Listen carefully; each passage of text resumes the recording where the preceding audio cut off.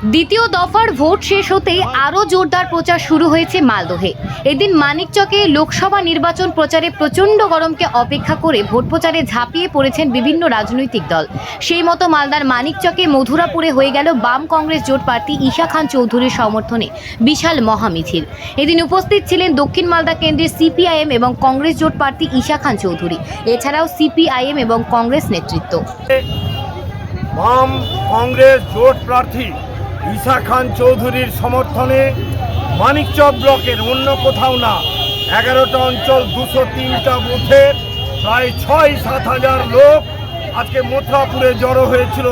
যারা বলছে 2019 সালে মোদির ভোট নাই, মোদি যে মানুষের সাথে, বিশেষ করে হিন্দু মানুষের সাথে জিনিসপত্রের দাম বাড়িয়ে আজকে দ্রৌপদী মুর্মু রাষ্ট্রপতিকে অসম্মান করে যেভাবে আজকে গোটা দেশকে বিক্রি করছে, তার বিরুদ্ধে মানুষ আওয়াজ তুলছে।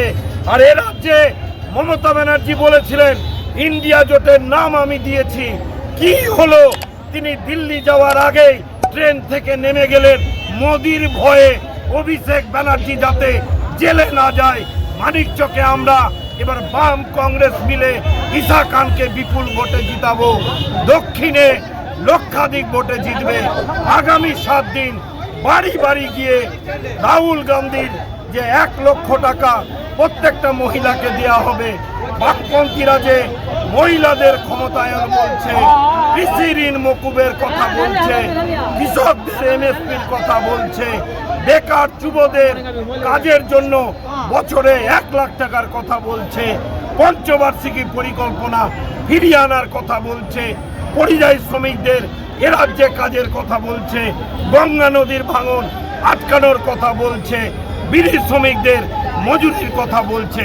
সেই কাজগুলো নিয়ে মানুষ ঈশা খান চৌধুরীকে ভোট দেবে।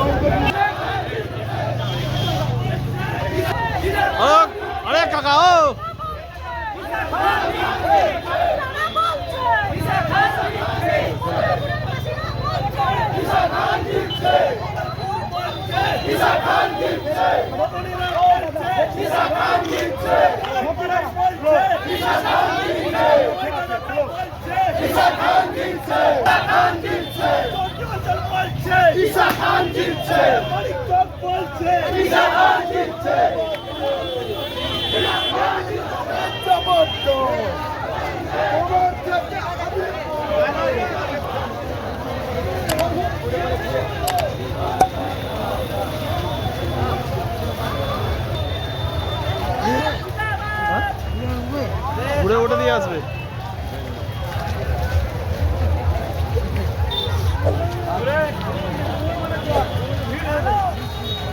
হ্যালো।